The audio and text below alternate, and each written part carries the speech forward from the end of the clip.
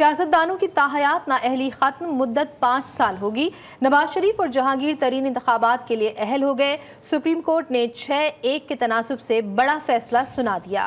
سمیع اللہ بلوچ نااہلی کیس کا فیصلہ اوورآل، یحییٰ آفریدی کا اختلافی note. Constitution of the Islamic Republic of Pakistan 1973 is neither lifelong nor permanent, and the same shall remain effective only during the period the declaration so made by a court of law remains in force. Supreme court نے article 62(1)(f) کی تشریح کا فیصلہ سناتے ہوئے تاحیات نااہلی ختم کر دی۔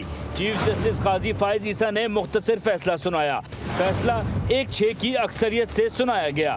عدالت نے سمیع اللہ بلوچ نااہلی کیس کے فیصلے کو ختم کر دیا۔ The conclusion so drawn by this court in Samiullah Baloch versus Abdul Karim Naushirwani is legally valid, hence affirmed. قرار دیا کہ سیاستدانوں کی نااہلی تاحیات نہیں ہوگی۔ فیصلے میں کہا گیا کہ الیکشن ایکٹ کے تحت نااہلی کی مدت 5 سال تک ہے۔ نااہلی کی مدت کے قانون کو جانچنے کی ضرورت نہیں۔ فیصلے میں کہا گیا کہ آرٹیکل 62(1)(f) میں درج نہیں کہ کوڈ آف لاء کیا ہے، ڈیکلیریشن کس نے دینی ہے۔ ایسا کوئی قانون نہیں جو واضح کرے کہ آرٹیکل 62(1)(f) کے تحت نااہلی کی مدت کیا ہوگی۔ دوران سماعت چیف جسٹس قاضی فائز عیسیٰ نے ریمارکس دیے کہ پورا پاکستان نااہلی کی 5 سالہ مدت کے قانون سے خوش ہے۔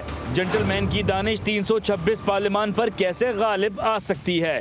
پارلیمنٹ کے فیصلے کو حقارت کی نگاہ سے نہ دیکھا جائے۔ اٹارنی جنرل نے کہا کہ سپریم کورٹ نے تاحیات نااہلی کیس میں آئین کی تشریح غلط کی۔ تحریری فیصلے میں کہا گیا کہ آرٹیکل 62(1)(f) کو تنہا پڑھا جائے تو اس کے تحت سزا نہیں ہو سکتی۔ آرٹیکل 62(1)(f) کے تحت نااہلی آرٹیکل کی اسکوپ سے باہر ہے۔ تاحیات نااہلی کا تصور بنیادی حقوق کی شقوں سے ہم آہنگ نہیں۔ تاحیات نااہلی انتخابات لڑنے اور عوام کے ووٹ کے حق سے متصادم ہے۔